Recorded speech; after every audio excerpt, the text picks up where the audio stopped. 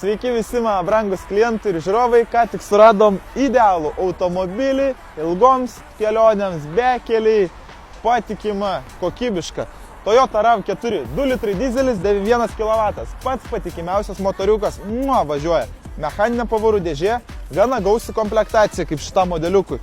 Beraktė sistema, odinis salonas, šildomas, elektrinis, turim bagažinės liftą, turi belgišką technikinį, tikrą ridą, nebuvęs stipriai daužtas, dažytas bagažinės dangtis, buferis.